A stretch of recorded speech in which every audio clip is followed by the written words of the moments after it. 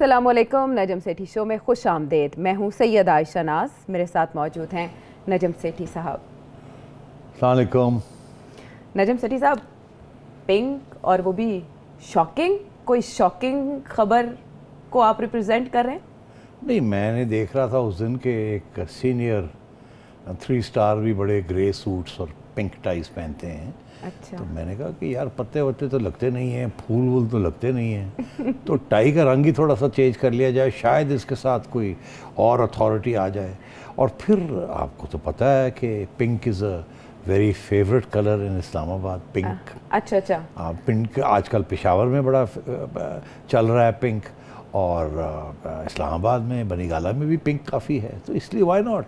आपको कोई एतराज़ है इससे? Means pink pink everywhere, you are saying pink pink and shocking. And shocking, आपने उसको थोड़ा सा शॉकिंग कर दिया, तो आप उनसे इंस्पायर्ड लग रहे हैं जिनको आपने देखा। अच्छा, फॉलोअर भी हैं उनके? वेल, चले क्यों तुम मरवाने लगी हो? चले वैसे ये साइन ऑफ हैप्पीनेस भी कह सकते हैं हम इसको, ये प्लेजेंट फीलिंग के लिए भी ये कलर रिप्रेजेंट करता है। बहार को भी कुछ कुछ फूलों का रंग भी होता है, जो कुंपले फूटती हैं उनका रंग भी होता है, लेकिन जो रंग भी आज दुपट्टे शट्टे में मैं देख रहा हूँ सर, ये थोड़ा डार्किश ब्राउन है सर, बुजुर्गी का रंग है, हम फॉलो करने की कोशिश कर रहे हैं। अच्छा, बुजुर्गों को।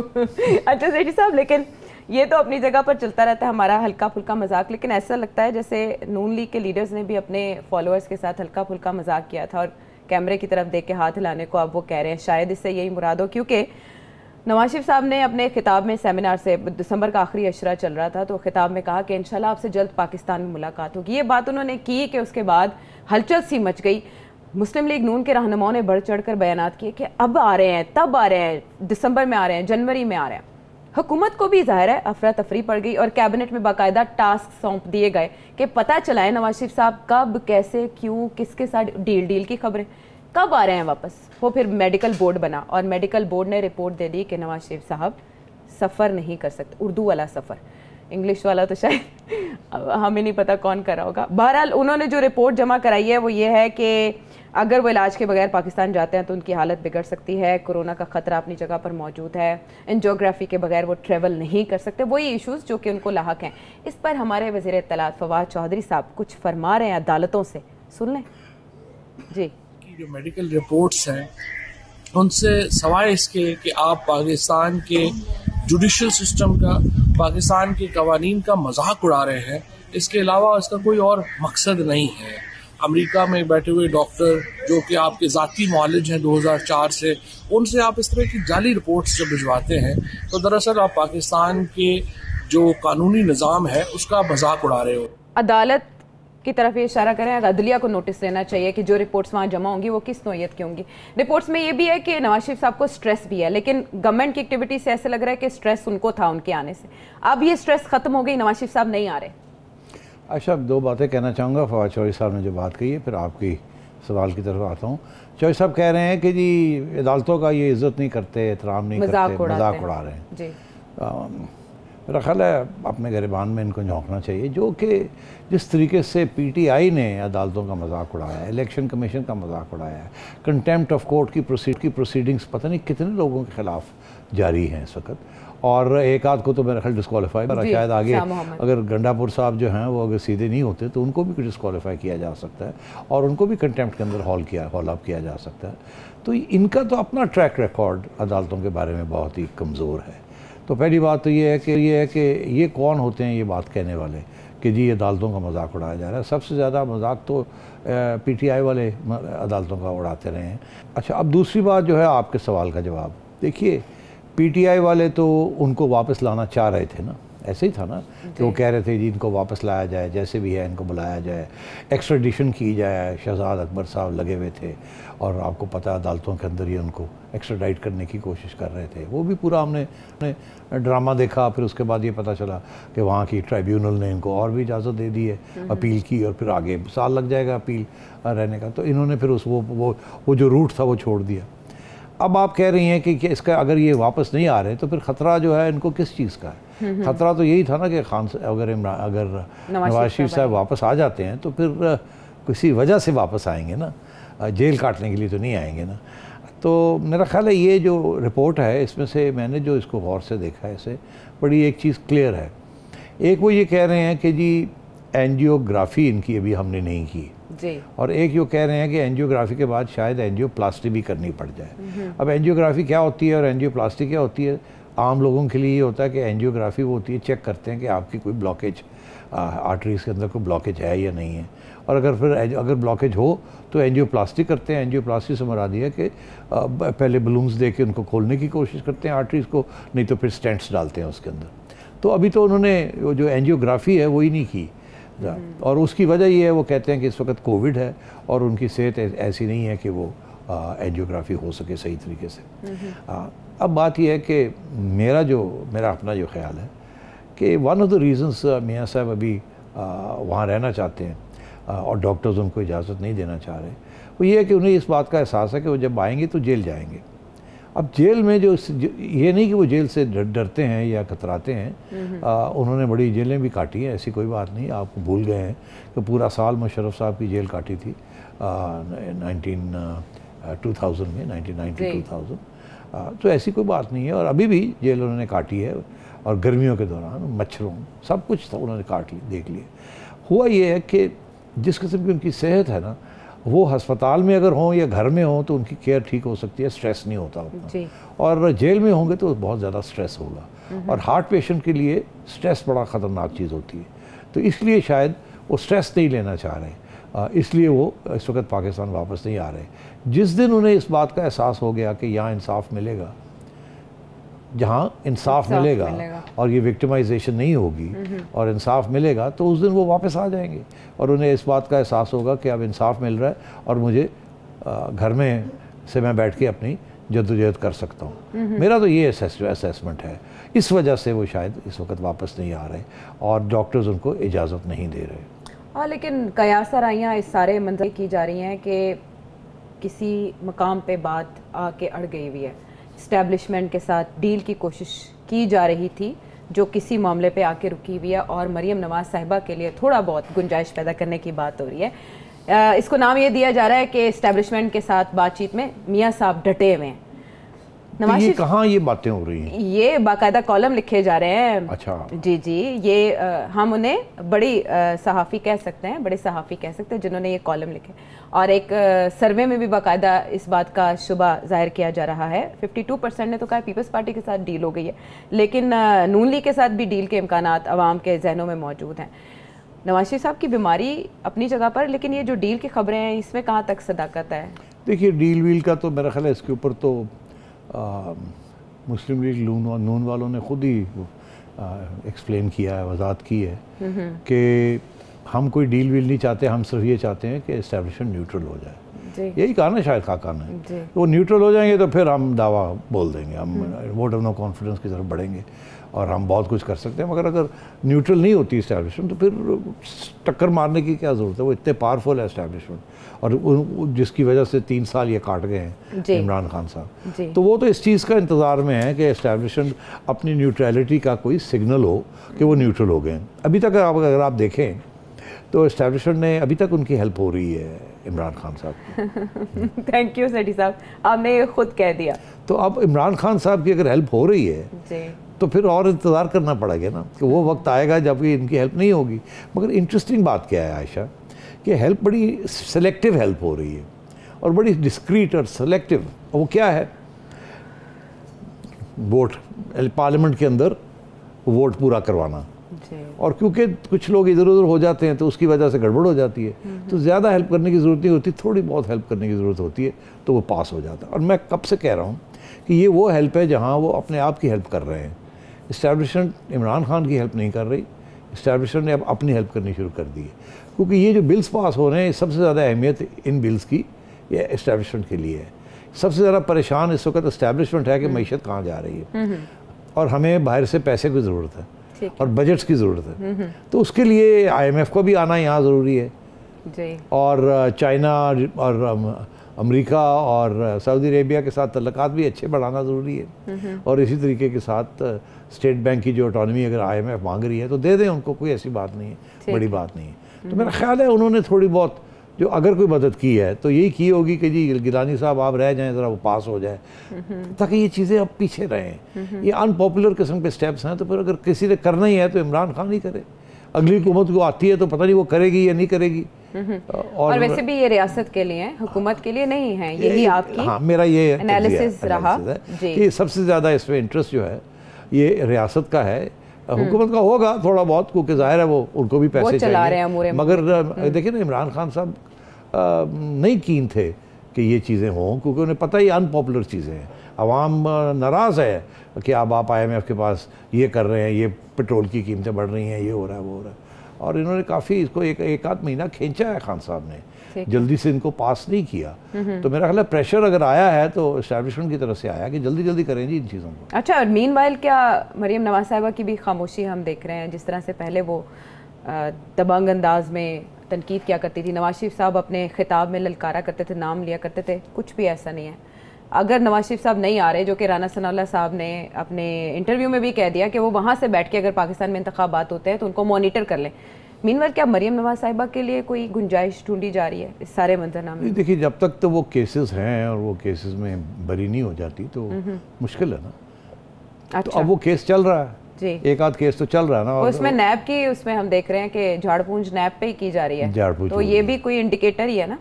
पता नहीं इंडिकेटर है या नहीं है। आप क्यों मेरे मुंह से कुछ ऐसी बात निकलवाना चाहते हैं? देखिए मैं तो जजमेंट नहीं लिख रहा ना, मुझे तो नहीं पता। हाँ। मगर ये तो ज़रूर है कि अब नैब की खिंचाई हो रही है जी, और नैब चेयरमैन की भी खिंचाई हो रही है, सुप्रीम कोर्ट में भी हो रही है। मैं कब से आपसे एक बात कह रहा हूँ कि आप तवज्जो आप छोड़ दें, अदलिया की तरफ करें। हाँ, आप एस्टेब्लिशमेंट को भूल जाएं, आप नवाज शरीफ साहब को भूल जाएं, आप इमरान खान को भूल जाएं, आप अदलिया की तरफ तवज्जो करें। अदलिया सारा कुछ वहीं से होना है। अच्छा। फैसले वहीं होने हैं, वहीं से पहले भी फैसले हुए हैं और अभी भी वहीं से फैसले होने हैं, ये बस मैं कह रहा हूँ आपसे जी। और बाकी चीज़ है वो अपनी जगह पे। अब एक नए चीफ जस्टिस साहब भी आ गए हैं या कल आ रहे हैं मेरा ख्याल है, 2 फ़रवरी जी जी, वो आ रहे हैं, तो फिर हम सब देखेंगे कि अब सुप्रीम कोर्ट का रवैया क्या होता है, क्या नहीं होता। हाई कोर्ट के रवैये तो हमने देख ही लिए हैं। पेशावर हाई कोर्ट बड़ा एक्टिव हो गया है, लाहौर हाई कोर्ट ने नैब को बुला लिया चेयरमैन साहब को जी। उधर पेशावर हाई कोर्ट ने कह दिया कि जी नैब ने ये क्यों रोके हुए केसेस। तो ये ठीक है ना, इलेक्शन कमीशन बड़ी एक्टिव हो गई है। अभी उन्होंने आज की क्या खबर है, डिस्क्वालीफाई किया उन्होंने शाह मोहम्मद साहब को, कि अटैक किया था उन्होंने एक पोलिंग स्टेशन पे, और उन्होंने आज चीफ इलेक्शन कमीशनर एक और भी धमकी दी है। क्या? वो भी बता दें आप। वो क्या धमकी? वो धमकी उन्होंने ये दी है ना कि अगर अब आप कि वहाँ कोशिश करेंगे, जहाँ लोकल गवर्नमेंट इंतखाबात होने, अगर आप वहाँ जाके कोई खिताब करेंगे, जलसा करेंगे, तो फिर आप पे पकड़ होगी, जाहिर है कार्रवाई की जाएगी। तो अब वो इशारा इमरान खान साहब की तरफ है ना जी, कि इमरान खान साहब पिछली दफ़ा उनको कहा गया था कि पेशावर नहीं जाना आपने, वो चले गए। नहीं, पेशावर जाने की तो वजह थी ना, जो भी वजह थी, इलेक्शन कमीशन ने कहा था आपने नहीं जाना जी, और वो चले गए।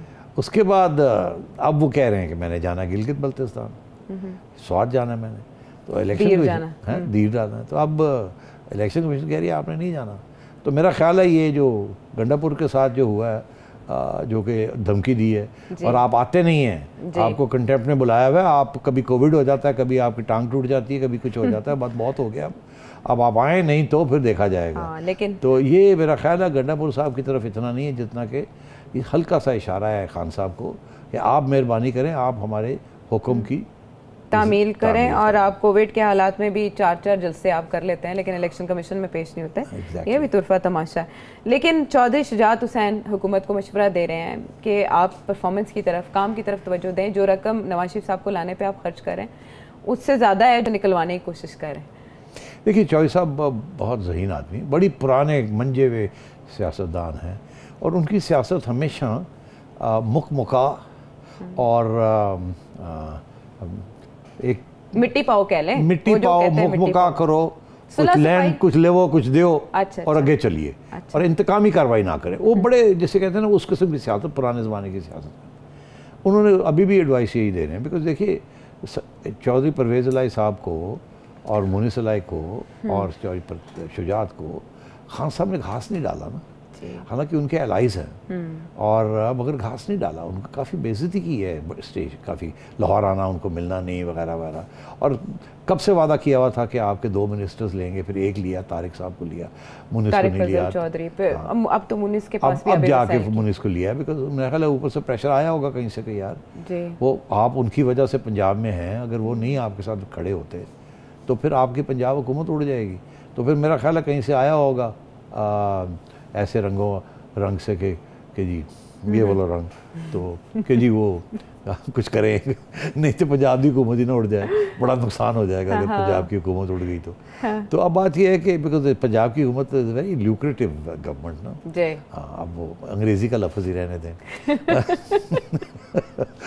आप अच्छा, तर्जुमा मत कीजिएगा। अच्छा ठीक है। तो इसलिए मैं ये कह रहा हूँ कि इस वक्त बड़ी दिलचस्प सूरत हाल चल रही है। अच्छी एडवाइस दे रहे हैं शुजात खान साहब को, मगर खान साहब ने ये एडवाइस नहीं लेनी। अच्छा, उनका सिर्फ 1 पॉइंट एजेंडा है, हुकूमत नहीं करनी, परफॉर्मेंस की कोई ज़रूरत नहीं है, बस ऑपोजिशन को वाइप आउट कर देना किसी तरीके के साथ, और उसके बाद बैठ जाना अगले 10 साल के लिए, देखा जाएगा, और एक फाशिस्ट डिक्टेटरशिप कायम की जाएगी और देखा जाएगा, बस इनको एलिमिनेट कर देना। तो वो उसके ऊपर लगे हुए हैं, और वो अनफॉर्चुनेटली फॉर हिम वो कामयाब बिल्कुल नहीं हो रहे, जिसके नतीजे में नून लीग और ज़्यादा पॉपुलर हो गई है, और पीपल्स पार्टी ने भी अपने पाँव जमा लिए हैं। उन्होंने इस्टेब्लिशमेंट के साथ बराह रास्त गपशप शुरू कर दी है। और अगर ऐसे ही चलता रहा तो शायद नवाज शरीफ साहब और इस्टेब्लिशमेंट की गपशप शुरू हो जाए। तो कोई पता है इन चीज़ों का, जब एक खला होती है तो खला कभी खला नहीं रहती। वो ऐसी बात ना, आपने कहा कि सपोर्ट इधर से हट गई है, लेकिन वो सपोर्ट अपोजिशन की तरफ नहीं गई, वरना कुछ इंडिकेटर्स तो वो किसी स्टेज पे भी जा सकती है। वो जो ग्लू इत्तेहादियों और हुकूमत के दरमियान है, वो जो ग्लू है वो भी तो कहीं से हिलजुल नहीं ना रही, वरना इत्तेहादी बोलना शुरू हो जाते। इत्तेहादी उस वक्त तक नहीं बोलेंगे जब तक बोलने का वक्त नहीं आएगा।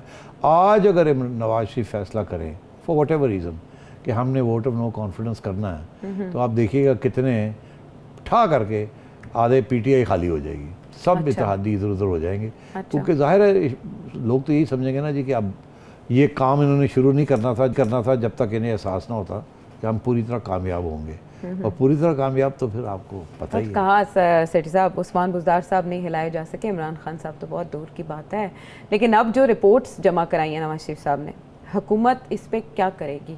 ये केस क्या अदालत क्या करेगी? फिर क्या अदालत नोटिस कुछ भी नहीं कर सकती, वो तो ऑलरेडी उनको अब्सकॉन्डर डिक्लेयर कर देगा, वो ऊपर से ज़्यादा क्या कर सकते हैं?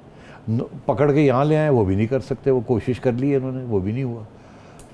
मियाँ साहब वापस आएंगे उन हालात में जब कि उन्हें जेल नहीं जाना पड़ेगा, और उनके लिए रास्ते बहुत से खुल गए होंगे, और वो रास्ते या पार्लियामेंट के अंदर खुलेंगे या अदालतों से ये खुलेंगे। उसकी वजह कि इस जरिए ही उनको निकाला गया, और अब सबको इस बात का एहसास हो गया कि ज़्यादती हुई है। अच्छा। और जिस किस्म के इकामे के ऊपर निकाला गया, और जो हमारे 2 एक्स चीफ जस्टिस का जो रोल रहा है, अब वो बात तो छुपी नहीं रही ना, JITs का जो रोल रहा है, तो वो तो बात अब आवाम तक पहुंच गई है, और दिन ब दिन सोशल मीडिया के ज़रिए आवाम तक बहुत सी खबरें पहुंच रही हैं, और कि जो कुछ होता रहा है इस मुल्क के अंदर, और तो इसलिए कोई बात छुपी भी तो है नहीं।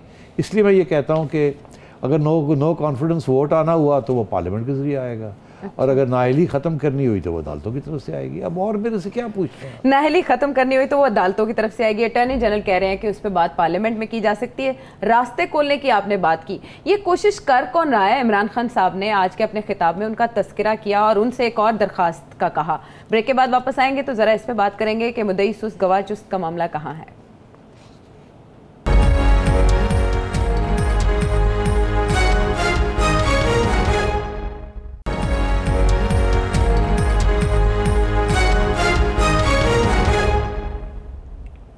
Welcome back to the show. बात कर रहे थे हम एक दरख्वास्त की जो कि सुप्रीम कोर्ट गई, सुप्रीम कोर्ट बार एसोसिएशन की जानिब से। सेठी साहब, इमरान खान साहब आज सेहत कार्ड के हवाले से जब फ़ज़ाइल बता रहे थे सेहत कार्ड के गरीब आवाम को कैसे इसका फ़ायदा हो सकता है, तो उस पर उन्होंने कहा कि सुप्रीम कोर्ट बार उधर चली गई है और वो मुतालबा कर रही है कि चोर को, एक मुजरिम को बकौल उनके, उन्हें एक मौका दिया जाना चाहिए। तो उन्होंने कहा अगली दरख्वास्त ये दायर करें कि जेलें भी फिर खोल दी जाएँ। तो उन्होंने टारगेट किया सुप्रीम कोर्ट बार एसोसिएशन को, और बाकी ऐसा ही है कि ना इसमें नवाज शरीफ साहब दरख्वास्त लेकर आ गया है जिनका इशू है, ना जहांगीर तरीन साहब इसको ओन कर रहे हैं। सुप्रीम कोर्ट बार एसोसिएशन ये दरख्वास्त लेकर गई क्यों और इस पर एतराज़ात क्यों लगे? देखिए, जो supreme court bar association public interest litigation कर रही है जी, अगर जज हजरात सो मोटो पब्लिक इंटरेस्ट में कर सकते हैं तो वकला हजरात भी कर सकते हैं। और वकला हजरात ने पहली दफ़ा नहीं, काजी फायज़ ईसा साहब के लिए भी पूरी यकजहती का इजहार किया था और उन्होंने पिटिशन्स की थी। ये नहीं था कि काजी फायज़ ईसा ने उनको कहा था कि आप मेरे लिए पिटिशन करें, या वो खुद पिटिशनर नहीं थे, तो उन्होंने किया था। तो ये एक पब्लिक इंटरेस्ट में तो हर एक बंदा कर सकता है। और आजकल की जो बार है वेरी पॉलिटिकल, बहुत उसके अंदर जमहूरी ट्रेडिशंस है। और याद रहे, इसको भूलना नहीं चाहिए, खान साहब को शायद इन बातों का इल्म नहीं है, मगर एहसन बून साहब और सुप्रीम कोर्ट बार एसोसिएशन इस वक्त उस ग्रुप के कंट्रोल में है जो कि जिसे कहते हैं आसमा जहांगीर ग्रुप, जिन्होंने बहुत लंबी जद्दोजहद की है जमहूरियत के लिए, बड़ी कुर्बानियाँ भी दी हैं। और एहसन बून साहब और इनके साथी जो हैं, they are part of that group. तो ये तो पब्लिक इंटरेस्ट लिटिगेशन करते हैं, इसमें तो कोई शक ही नहीं। तो ये उनके ऊपर तनकीद करना कि जी तुसी चौथे मल्ले उठ के क्यों आए हो, चौथे मल्ले नहीं, यही लोग हैं जिन्होंने लॉयर्स मूवमेंट चलाई थी और सुप्रीम कोर्ट की सुप्रीमेसी इस्टेब्लिश की थी। और आप इनको लेक्चर नहीं दे सकते। आजकल सिविल सोसाइटी के सबसे लीडिंग एलिमेंट्स हैं हमारे वकला हजरात। तो इसलिए ये खान साहब का ये कहना जो है ना, ये दिस इज़ नॉट फेयर। जब खान साहब बाहर बैठे हुए थे तो उस वक्त खान साहब भी इन्हीं के साथ थे, आपको याद होगा।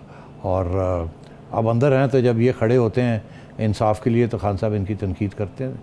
और खान साहब ने तो पहले फैसला कर लिया है कि जी कि ये सब चोर हैं और हमने ये करना है। 3-4 साल जा रहा है आयशा उन्होंने कहते हैं कि जी उन्होंने फलानी चीज़ का जोर लगा लिया, FIA का जोर ला लिया, नैब का जोर ला लिया, किदा जोर नहीं लाया, तो इन्होंने एक कन्विक्शन भी नहीं हुई इन्होंने। तो मतलब है कि आप फिर कब तक ये ट्रक की बत्ती के पीछे आप लगाएंगे कि जी कन्विक्शन हो रही है।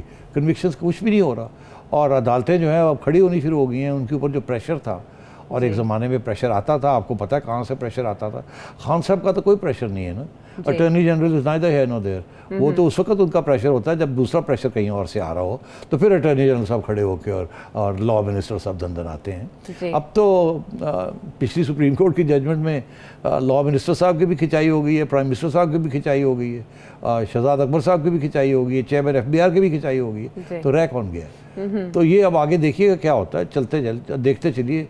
अदालतें खड़ी होंगी, अदालतें इंसाफ देंगी और एक के बाद दूसरा जज खड़ा होगा। दोबारा सुप्रीम कोर्ट बार एसोसिएशन लेकर जाएगी एप्लीकेशन? देखिए, मैं ये समझता हूँ कि ये टाइमिंग कोई ख़ास ठीक नहीं थी। हम कुछ एक अरसे से सुन रहे थे कि ये पिटीशन तैयार हो चुकी है, और इनफैक्ट ये पिटीशन तो पब्लिक में भी आ चुकी थी, और एक स्टेज में मेरा ख्याल था ये शायद इन्होंने लगा भी दी है, मगर पता चला कि नहीं, अभी इन्होंने सबमिट नहीं की। तो अब जाके पिछले हफ्ते इन्होंने सबमिट की थी, तो फिर शायद कुछ थोड़ी सी स्पेकुलेशन शुरू हो गई। आपने मुझे भी पूछा कि अब पहले ये क्यों नहीं हुई और अब क्यों हो गई है, तो मेरा उस वक्त तजिया ये था कि शायद ये समझते हैं कि अब हवा बदल रही है, तो शायद कुछ सिंपैथी के साथ इस पिटीशन को देखा जाएगा। तो अब जो हुआ है वो यही हुआ है ना कि उन्होंने कुछ ऑब्जेक्शंस लगा के 184/3 उसमें ऑब्जेक्शंस लगा के और वापस कर दिए। मैं बिल्कुल नहीं समझता कि ये कोई सीरियस रिजेक्शन हुई है। मैं समझता हूँ कि ये पिटीशन फिर से ड्राफ्ट करके और फिर आएगी ये, और इस दफ़ा ज़रा सोचेंगे कि किस टाइम पे इसको करना है और किस टाइम पे नहीं करना, और फिर देखा जाएगा कि हवा किस तरफ चल रही होती है, फिर देखा जाएगा कि ये एक्सेप्ट होती है या नहीं एक्सेप्ट होती। इंडिकेटर और लिटमस टेस्ट, इसी की बात हम कर रहे थे। अटॉर्नी जनरल साहब ने ये कहा है कि बजाय ये अदालतों में आप मामला लेकर जाएं, इस पर पार्लियामेंट में बहस होनी चाहिए, हेल्प करेगी? अरे यार आयशा, पार्लियामेंट के अंदर होनी चाहिए। पार्लियामेंट को सबसे पहले तो इमरान खान साहब नहीं मानते थे। आपको याद होगा जब इन्होंने धरने किए थे तो पार्लियामेंट के बारे में इन्होंने क्या क्या कहा था। पार्लियामेंट को तो ये पहले दिन से एक्सेप्ट नहीं करते, इसीलिए तो रिगिंग के साथ ये आए हैं और रिगिंग के साथ बैठे हुए हैं, सतून के सहारे के साथ। तो पार्लियामेंट की क्या बात, एक दिन में 33 लॉज ये पास कर देते तो पार्लियामेंट में क्या डिबेट डिस्कशन होगी। तो ये सब ड्रामाबाजी है ना कि पार्लियामेंट में लेके आए। ये पार्लियामेंट में कुछ नहीं जाना, पार्लियामेंट की हो जानी छुट्टी और उसके बाद नई पार्लियामेंट बननी है, फिर देखिएगा क्या होता है। छुट्टी जरा आईनी तरीके से होगी ना, हर चीज़ आईनी होगी। अच्छा, हर चीज़। अब गुंजाइश नहीं रही गैर आईनी चीज़ों की। अच्छा, हाँ, कोई गुंजाइश नहीं रही गैर आईनी चीज़ों की, जो भी होगा उसके पीछे आईन होगी। अच्छा जी, ठीक है। हम तसल्ली रखते हैं, बिल्कुल खातिर जमा रखते हैं, रखें आप। अच्छा सेठी साहब, लेकिन जो ताहयात नाअहल करार दिए गए अफराद हैं वो खुद क्यों नहीं आगे आते, खुद क्यों नहीं चैलेंज करते अपने ऊपर पाबंदी को?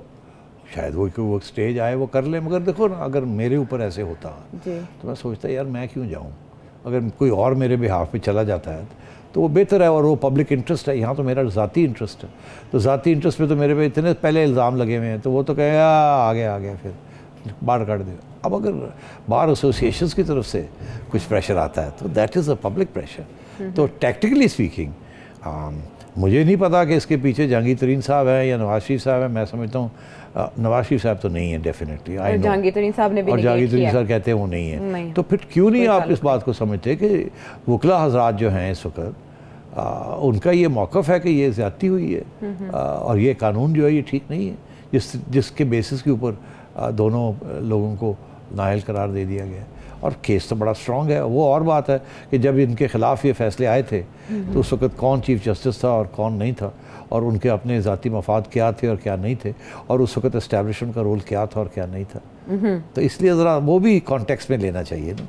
अच्छा, कॉन्टेक्स्ट तो बेशुमार है सिटी साहब, लेकिन जो होता है वो भी अजूबा ही होता है। जब पाकिस्तान में सियासत के खेल ही अजब है। अब बिलावल भुट्टो जरदारी हुई कह रहे हैं कि जब हमने लॉन्ग मार्च का ऐलान किया तो इस तरह की बातें पीपल्स पार्टी पे तनकीद शुरू हो गई, चाहे वो यूसुफ इज़ा गिलानी साहब के अगेंस्ट हो, ये जो शाह महमूद कुरैशी साहब हैं हमारे वज़ीर ख़ारजा, वो तो पार्लियामेंट के प्लेटफॉर्म पर ऐसे गरजे बरसे हैं जैसे वो कहीं और तकरीर कर रहे हैं। बहरहाल उस पर बिलावल भुट्टो ये कह रहे हैं कि पीपल्स पार्टी को इसीलिए तनकीद का निशाना बनाया जा रहा है, और वो ये कह रहे हैं कि हम आइनी तरीके से अदम एतमाद के ज़रिए ही इमरान खान साहब को निकालना चाहते हैं। अगर सियासी जमातें कोई इंतहाई इकदाम करेंगी तो बहरान पैदा हो सकता है। सियासी जमातें तो इस पोजीशन में ही नहीं है, तो फिर वो किसे कह रहे हैं? हाँ, मेरा ख्याल है, देखिए ना, मुझे एक बात की समझ नहीं आई जी। एक तरफ तो वो लॉन्ग मार्च की बात कर रहे हैं तो उसके साथ तो बहरान होता है ना। लॉन्ग मार्च आप किस लिए करते हैं? डिसरप्शन करने के लिए करते हैं ना। सारी लाहौर से या सिंध से जाएंगे या लाहौर से जाएंगे ये तो सारा कुछ रुक जाएगा ना, सारा मुल्क जो है चलना बंद हो जाता है। तो क्या उससे बहरान नहीं क्रिएट होता जी? तो और फिर अगर आप पहुंच भी जाते हैं, रास्ते में आपकी पिटाई होगी तो बहरान नहीं होगा, लड़ाई झगड़े नहीं होंगे। आपका ख्याल है आपको आराम से आने दिया जाएगा? अगर आपके पास 10 लोग हैं तो फिर तो आने दिया जाएगा, अगर 100 लोग हैं फिर भी आने दिया जाएगा, और अगर 10,000 20,000 लोग हैं तो आपको रोक दिया जाएगा। जैसे जब नवाज शरीफ साहब की हुकूमत थी तो और इमरान खान साहब धरने कर रहे थे, तो जब पेशावर से आ रहा था 2000 लोग लेके परवेज़ खटक साहब, तो उनको रोक दिया गया था इस्लामाबाद के आउटस्कर्ट्स के ऊपर, अंदर नहीं आने दिया था। And so on and so fourth. लड़ाई झगड़े होते हैं, टीयर गैसिंग होती है, सर टूटते हैं, तो क्या ये बहरान नहीं होगा इसके साथ? तो फिर लॉन्ग मार्च क्या करने जा रहे हैं? रेजिग्नेशन इन्होंने नहीं देनी, गमले इन्होंने नहीं, तो लॉन्ग मार्च क्या करने जा रहे हैं फिर जी? तो लॉन्ग मार्च तो बहरान ही होगा ना। तो फिर मुझे नहीं समझ आ रही, एक तरफ कहते हैं हमने लॉन्ग मार्च करनी है, दूसरी तरफ कहते हैं हमने कोई आइनी तरीका इस्तेमाल करना है। तो आइनी तरीका क्या होगा लॉन्ग मार्च के साथ? कुछ भी नहीं। वो शेख रशीद ठीक कहते हैं जी, वो तुसी आना थे आ जाओ, आके खड़े हो जाओ, तो आप 4 दिन नहीं वहाँ रह सकते जी। तो उसके बाद आप घर चले जाएंगे, उसके साथ कोई बहरान हो जाएगा या आपका ख्याल है ये गवर्नमेंट गिर जाएगी? तो ये लॉन्ग मार्च वाला जो ड्रामा है ना, ये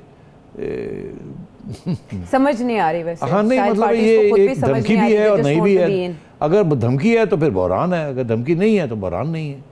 तो ये सही कह रहे हैं एक बात कि हम आइनी तरीका इस्तेमाल करेंगे। अगर लॉन्ग मार्च आइनी है तो फिर धमकी नहीं, फिर तो कोई बड़ी धमकी नहीं है। तो अब ये पहले दिन से यही बात कह रहे हैं कि जी पार्लियामेंट के अंदर होना चाहिए और इन हाउस चेंज होना चाहिए और वोट ऑफ नो कॉन्फिडेंस, ना रेजिग्नेशंस। पहले तो लॉन्ग मार्च के भी खिलाफ थे। अब तो क्योंकि पब्लिक कह रही थी कि जी कुछ मौलाना साहब के साथ इसीलिए नहीं आए थे, लेकिन आप खुद आए और वो भी पीडीएम से हट के। तो अब बात ये है कि ये तो एक बात कह रहे हैं, ये कहते हैं कि पहले पंजाब में हम वोट ऑफ नो कॉन्फिडेंस लाएं, हमें अब पीपल्स पार्टी, क्योंकि वहाँ पीपल्स पार्टी की कोई खास पंजाब में नहीं है ना कुछ भी, तो वो कहते हैं जी हमें यहाँ कुछ दे दें आप और यहाँ पहले आप कर लें, चौधरीज़ के साथ मिल जाएं, जीडीए के जो लोग हैं जो पंजाब में हैं उनके साथ मिल जाएं, कुछ लोग तोड़ते हैं हम, कुछ आप तोड़ें और तोड़ के हम पंजाब में कुछ कर लें और पंजाब को कैप्चर कर लें। यहाँ से ट्रायल रन के बाद फिर हम लॉन्ग मार्च भी करनी हुई तो पंजाब हुकूमत पीछे होगी हमारी अपनी, तो फिर लॉन्ग मार्च भी हो सकती है। फिर हमें रोकेगा कौन? पिंडी तक तो आप पहुँच जाएंगे ना, तो फिर उसके बाद कौन रोकेगा? देखा जाएगा। फिर तो आप पहुँच गए ना ऑलमोस्ट देयर।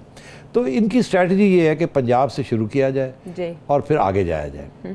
और नून लीग की स्ट्रैटेजी ये नहीं है, नून लीग अभी तक इस बात को मानी नहीं है। वो कहते हैं नहीं, अगर हमने कुछ करना ही है तो हम करेंगे वहाँ, और अगर यहाँ भी करना है पंजाब में भी बिल्कुल हो सकता है पंजाब में, मगर वो जो चौधरी आज़ाद जो डिमांड करेंगे या जो बिलावल भुट्टो साहब डिमांड करेंगे वो शायद नवाज शरीफ साहब दे नहीं सकते। क्योंकि अगर इलेक्शन में जाना है तो फिर अपनी सीटें बनानी है ना, लोगों को तो नहीं देना कि आप अपनी सीटें बनाएं।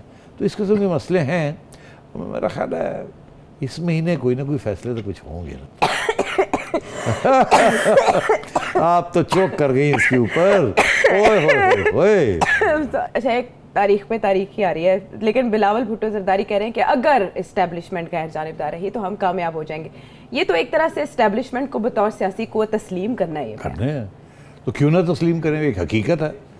अब शुक्र करें कि ये दिन आ गया पाकिस्तान में कि एक हकीकत को तस्लीम किया जा रहा है। पहले तो तस्लीम ही नहीं होता था ना, वो तो कुछ करते भी कुछ नहीं थे, सारा कुछ कर जाते थे और हम मानते ही नहीं थे कि ऐसी कुछ चीज़ है। तो आपको पता ही है फिर तो उनके साथ मिलकर काम करना पड़ेगा, वर्किंग रिलेशनशिप बना के रखना पड़ेगा। एब्सोल्युटली। जो भी एनालिसिस इस सारे सिचुएशन पर दे रहे हैं, आप देखना ही है कि 27 फरवरी को अगर बिलावल निकलते हैं तो पीटीआई ने भी काउंटर एक प्लान तरतीब दे रखा है कि 26 फरवरी को वो सिंध हुकूमत के खिलाफ मार्च करेंगे। दूसरी तरफ सुप्रीम कोर्ट से एक फैसला आता है बल्दियाती निज़ाम से मुतालिक, वो भी सिंध हुकूमत के लिए एक धचका है। बहरहाल ये सारी सिचुएशन चल रही है और सियासी बसात पर यह खेल जारी है। हम ब्रेक के बाद वापस आते हैं।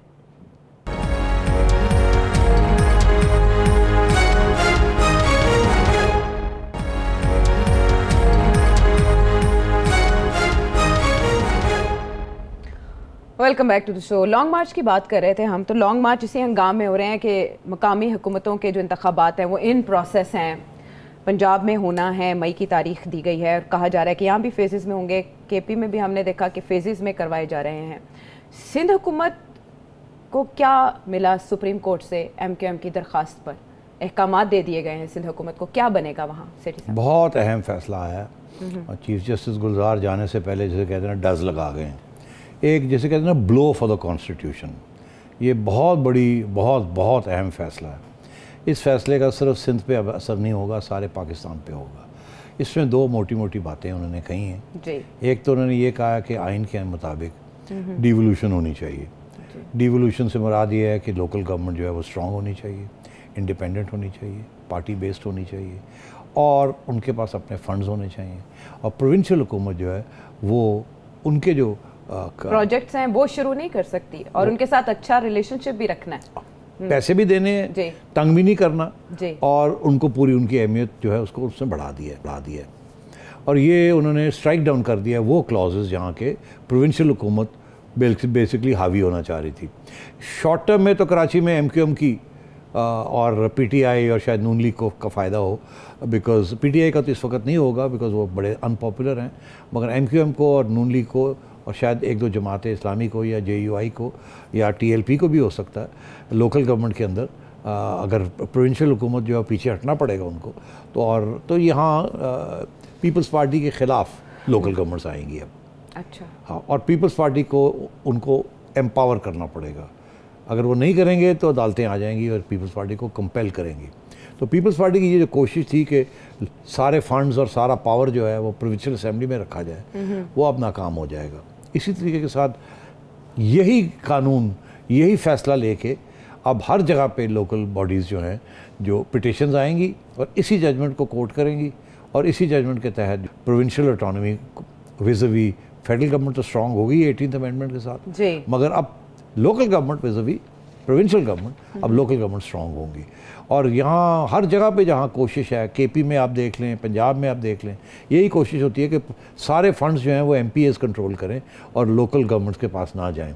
यहाँ तक कि अभी जो इन्होंने जो सिस्टम बना रहे हैं मेयर्स वगैरह का, वो बिल्कुल उनको बिल्कुल जिसे कहते हैं ना कोई एम्पावरमेंट नहीं है और वो ऑलरेडी चैलेंज भी हो रहा है। मगर अब इसके बाद आप देखिएगा कि सब जगह पे जो लोकल गवर्नमेंट लॉज पास किए हैं प्रोविंशियल असेंबलीज़ ने वो चैलेंज होंगे और कामयाबी से चैलेंज होंगे और अब डिवोल्यूशन होगी नीचे की तरफ। जैसे ऊपर से प्रोविंशियल असेंबली तक आया, अब प्रोविंशियल असेंबली से लोकल गवर्नमेंट की तरफ जाएगा। और इस फैसले को आप खुशाइंद कहेंगे? बहुत खुशाइंद फैसला है, बिकॉज वो हमें ये सिखाया गया था यूनिवर्सिटी में कि डेवलपमेंट जो होती है वो सारी लोकल होती है। और पॉलिटिक्स भी जो होती है वो सारी लोकल होती है। इस मुल्क में जी सारी डेवलपमेंट और पॉलिटिक्स सेंटर पे चली जाती है, जिसकी वजह से ये सारे प्रॉब्लम्स बनते हैं। क्योंकि डिवोल्यूशन के साथ पावर भी और फंड्स भी और डेमोक्रेसी भी ग्रास रूट्स पे जाती है। तो I think this is a great judgement. और सिंध हुकूमत इसे कबूल कर लेगी? करना पड़ेगा। अच्छा करना पड़ेगा। ठीक है, एक सुप्रीम कोर्ट की जजमेंट है, अगर नहीं करेंगे तो कंटेम्प्ट में पकड़े जाएंगे। ठीक है। नेक्स्ट वीक कह रहे हैं कि सिंध असेंबली का इजलास बुलाया जाएगा और फिर ये बिल मंजूर कराया जाएगा, क्योंकि अब सुप्रीम कोर्ट की जानिब से ये कह दिया गया है और ये खुशाइन भी आप करार दे रहे हैं, तो इस पर अमल करना पड़ेगा। फिर उसके असरात आहिस्ता आहिस्ता बाकी सूबों में भी जाएंगे। सवाल आपका शामिल कर लेते हैं सेठी साहब के लिए। सलाम सेठी साहब, मेरा नाम कलीमुल्लाह है और मैं सोशियोलॉजी का स्टूडेंट हूँ। सेठी साहब, मेरा आपसे सवाल ये है, वफाकी हुकूमत ने चीन, रूस और कजाकिस्तान से $5 अरब कर्ज लेने का फ़ैसला किया है। सेठी साहब, हम सऊदी अरब से पहले ही $3 अरब कर्ज ले चुके हैं। अब अगर ये IMF का कर्जा मिल जाता है तो क्या हमारी माशियत मुस्तहकम हो पाएगी? और हुकूमत जो इलेक्शन से पहले ही बड़ा रिलीफ देने का सोच रही है, क्या ये मुमकिन हो पाएगा? जी सेठी साहब। जी हाँ, नहीं, मैं इसके एक सवाल के अंदर 3 सवाल हैं। पहली बात तो ये है कि गवर्नमेंट ने पहले अनाउंस किया था या ख़बरें चलाई थी कि हमें $5 अरब मिल रहे हैं, $3 अरब चाइना से मिल रहे हैं और $1 अरब कज़ाकिस्तान से मिल रहा है और $1 अरब हम रूस से तवक्को है हमें मिलेंगी। और ये ख़बरें चलवाई थी अपनी शोहरत के लिए कि देखिए जी अब हम इतने अच्छे तल्लुकात हैं और हमें और भी पैसा आ रहा है। एक ये, दूसरा ये था कि स्पेकुलेशन बड़ी चल रही थी, स्टॉक मार्केट गिरी हुई थी कि जी पता नहीं हमारा क्या होगा, बैंकरप्सी होगी नहीं होगी। तो कॉन्फिडेंस बिल्डिंग के लिए ये इस किस्म का प्रोपेगेंडा किया गया। मगर उसके बाद जब तज्जियाकारों ने देखा ये, और फिर ये बात आई कि ये तो आज तक रूस और कज़ाकिस्तान ने कभी पैसे पाकिस्तान को नहीं दिए और आज क्यों देंगे, तो ऐसी तो बात होनी नहीं है। और चाइना भी इस किस्म के पैसे नहीं देता, ऑलरेडी उन्होंने आपको पैसे दिए हुए हैं जो कि आपने स्टेट बैंक में रखे हुए हैं और वो भी किसी स्टेज पे भी वो निकाल के ले जा सकते हैं।